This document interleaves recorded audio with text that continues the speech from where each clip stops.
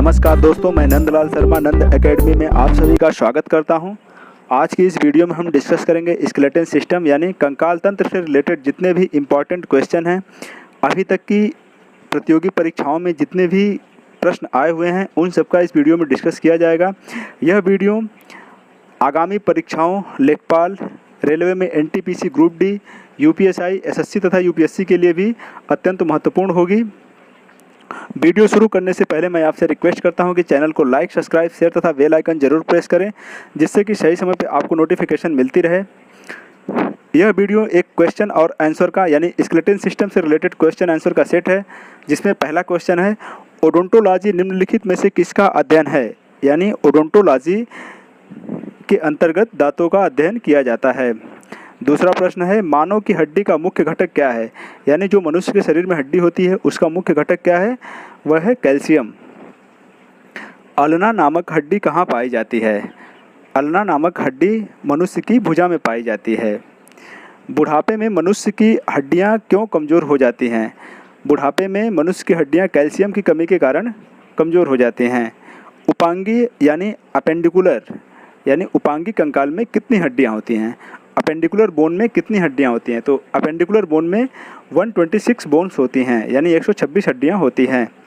किस अम्ल के मांसपेशियों में जमा होने के कारण मनुष्य को थकान महसूस होती है। यह है लैक्टिक अम्ल। यदि लैक्टिक अम्ल मनुष्य की मांसपेशी में जमा हो जाए तो मनुष्य को थकान महसूस होने लगती है। अगला प्रश्न देखते हैं, एक वयस्क के शरीर में कुल कितनी हड्डियां होती हैं। एक वयस्क मनुष्य के शरीर में 206 हड्डियां होती हैं। ओस्टियोलॉजी के अंतर्गत किसका अध्ययन किया जाता है। ओस्टियोलॉजी के अंतर्गत हड्डियों का अध्ययन किया जाता है। मानव मस्तिष्क लगभग कितने ग्राम का होता है। यानी मनुष्य का मस्तिष्क जो होता है वह 1350 यानी 1350 ग्राम का होता है। ह्यूमरस अस्थि कहाँ पाई जाती है। ह्यूमरस अस्थि जो होती है वो मनुष्य की ऊपरी भुजा में पाई जाती है और कोहनी के बाद रेडियस और अल्ना नामक अस्थि पाई जाती है। मानव शरीर के किस अंग में लसिका कोशिकाएं पाई जाती हैं। यह होती है दीर्घ अस्थि में। मानव शरीर की सबसे कठोर जो मनुष्य का शरीर होता है उसमें सबसे कठोर पदार्थ कौन सा होता है। यह होता है दंतवल्क यानी इनेमल। यह दांत की जो सबसे ऊपरी परत होती है वह इनेमल की ही बनी होती है। वही मनुष्य के शरीर का सबसे कठोरतम पदार्थ होता है। घुटने की हड्डी को किस नाम से जाना जाता है। घुटने की हड्डी को पटेला के नाम से जाना जाता है। मनुष्य की खोपड़ी में कितनी हड्डियाँ होती हैं। मनुष्य की खोपड़ी में कुल 29 हड्डियाँ होती है। अगला प्रश्न देखते हैं, फिबुला एवं टिबिया नामक हड्डी किसमें पाई जाती है। तो फिबुला एवं टिबिया नामक हड्डी मनुष्य के पैर में पाई जाती है। यह हड्डी जांघ के नीचे होती है। ओशिन नामक प्रोटीन किसमें पाया जाता है। तो ओशिन नामक प्रोटीन जो होता है वह अस्थियों में यानी हड्डियों में पाया जाता है। अक्षीय कंकाल यानी एक्सियल बोन में कितनी हड्डियां होती हैं।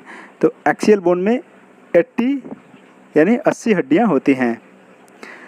मानव शरीर में सबसे मजबूत मांसपेशी कहाँ होती है। जो मनुष्य का शरीर होता है उसमें सबसे मजबूत मांसपेशी होती है वह जबड़े में होती है। हड्डी से हड्डी को परस्पर कौन जोड़ता है। यानी बोन को बोन से कौन जोड़ता है। यह लिगामेंट यानी स्नायु बोलते हैं उसे। अगला प्रश्न है, फिबुला एवं टिबिया नामक हड्डी किसमें पाई जाती है। तो यह मनुष्य के टांग में यानी पैरों में पाई जाती है। एक वयस्क मनुष्य के कशेरुकदंड यानी वर्टेब्रल कॉलम या रीढ़ की हड्डी में कितनी हड्डियां होती हैं। तो एक वयस्क मनुष्य के जो वर्टेब्रल कॉलम होता है उसमें 26 बोन्स होते हैं यानी 26 हड्डियां होती हैं। लेकिन यदि बच्चे का जो वर्टेब्रल कॉलम है उसमें 29 हड्डियां होती हैं यानी 29 हड्डियां होती हैं।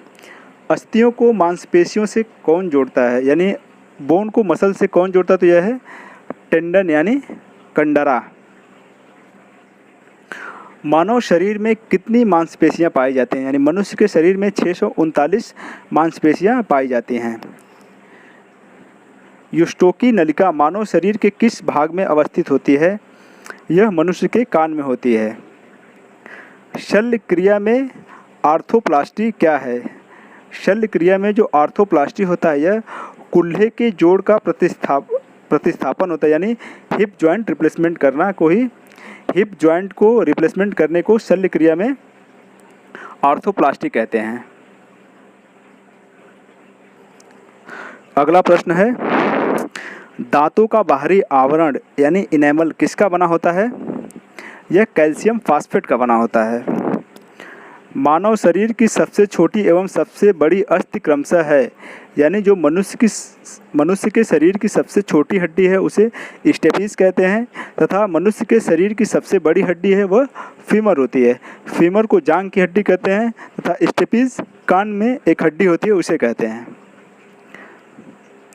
कॉन्ड्रोसाइट्स पाए जाते हैं उपास्थि यानी कार्टिलेज में। उपास्थि क्या होती है? यह जो बोन्स होते हैं जहाँ पे दो हड्डियाँ परस्पर जुड़ती हैं, जो हड्डी के निचला भाग होता है उसे कार्टिलेज यानी उपास्थि कहते हैं। अस्थियों एवं दांतों के निर्माण के लिए निम्नलिखित में से किनकी आवश्यकता होती है? यानी हड्डियों और दांतों के निर्माण के लिए किसकी आवश्यकता होती है? यह है कैल्शियम और फास्फोरस की। यानी जो मनुष्य की हड्डी और दांत होती हैं इसमें कैल्शियम और फास्फोरस की आवश्यकता होती है इसके निर्माण के लिए। मनुष्य में कितने दांत दो बार आते हैं? हम सब जानते हैं कि मनुष्य का जो दांत है वह दो बार आता है। एक दूध का दांत होता है और एक अस्थायी दांत आता है। तो उसमें जो 20 दांत होते हैं वह दो बार आते हैं।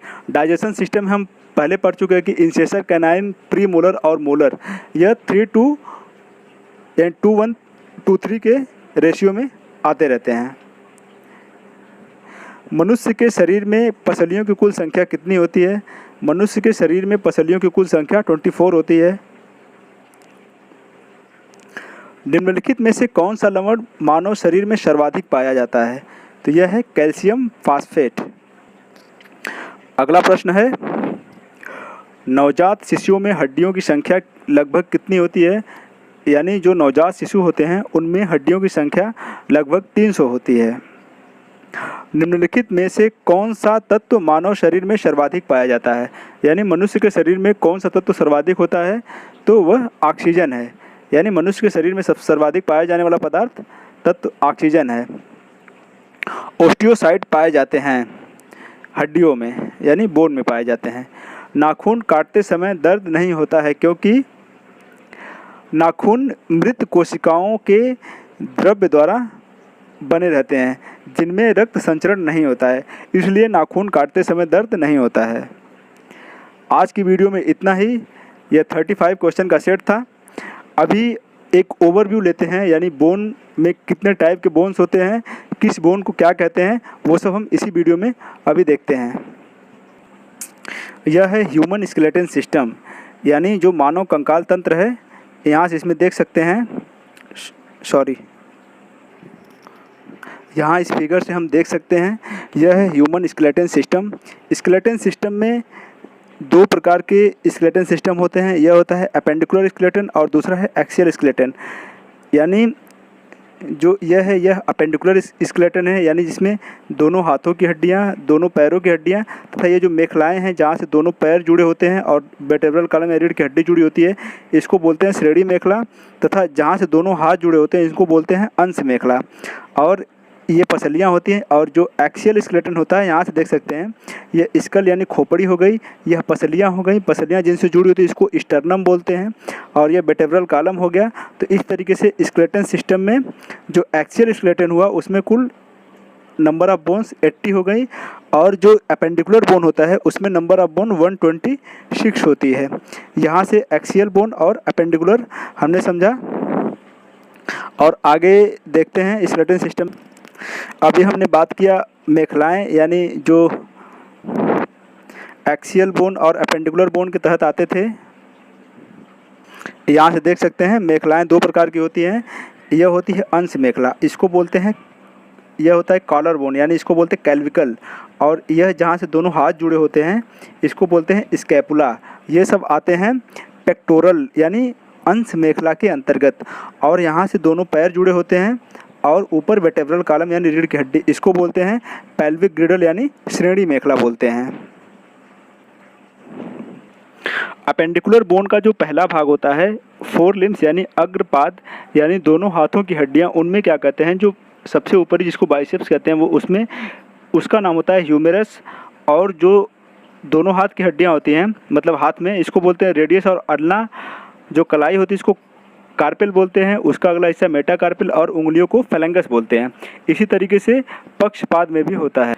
पक्षपाद यानी दोनों पैरों की हड्डियां, दोनों पैरों में हड्डियों के नाम क्रमशः यह फीमर यानी इसे जांघ की हड्डी कहते हैं, और घुटने को पटेला कहते हैं। उसके नीचे टिबिया और फेबुला नामक हड्डियां होती हैं। फिर टर्सेल, मेटाटर्सेल और फेलेंगस होता है। अब बात कर लेते हैं कनेक्टिंग टिश्यूज़ के बारे में, यानी बोन को बोन से कौन जोड़ता है, बोन को मसल से कौन जोड़ता है, इन्हें ही कनेक्टिंग टिश्यू कहते हैं। पहला होता है लिगामेंट, यानी हड्डी को हड्डी से जोड़ता है, उसे बोलते हैं लिगामेंट, यानी हिंदी में बोलते हैं स्नायु। यह इलास्टिन नामक पदार्थ से बना होता है। इसका कलर येलो यानी पीला होता है।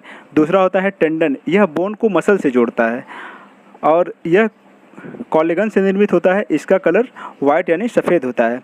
उपास्थि क्या होता है, यह हमारे शरीर में हड्डियों के जॉइंट पर पाए जाते हैं। इसे शॉक एब्जॉर्बर का काम करते हैं, यानी यह जो नीचे होता है इसको बोलते हैं कार्टिलेज यानी उपास्थि बोलते हैं। और यह जो हड्डी को हड्डी से जोड़ता है इसको बोलते हैं लिगामेंट, यानी यहाँ से देख सकते हैं यह लिगामेंट है। इसके अंदर एक मेम्ब्रेन होती है, इस मेम्ब्रेन को बोलते हैं साइनोवियल मेम्ब्रेन, और इसके अंदर एक फ्लड होता है जिसको बोलते हैं साइनोवियल फ्लड। जब जोड़ों पे साइनोवियल फ्लड में कमी आ जाती है तो एक बीमारी होती है जिसे गठिया बोलते हैं। और जब साइनोवियल मेम्ब्रेन होती है, यदि उसमें सूजन यानी स्वेलिंग आ जाती है तो भी गठिया नामक बीमारी हो जाती है। इस प्रकार से जो हमारा स्केलेटन सिस्टम था उससे रिलेटेड जितने भी क्वेश्चन आंसर थे उसको हमने देखा, और स्केलेटन सिस्टम का एक ओवरव्यू भी हमने देख लिया। स्केलेटन सिस्टम की डिटेल वीडियो एक पड़ी हुई है प्लेलिस्ट में, उसको भी आप देख सकते हैं। अब स्केलेटन सिस्टम में एक टॉपिक बचा हुआ है, बोन डिसीज़, यानी हड्डियों में कौन कौन सी बीमारी होती है, गठिया, उसमें भी हम एक छोटी सी वीडियो बना के स्केलेटन सिस्टम को कंप्लीट कर लेंगे। धन्यवाद।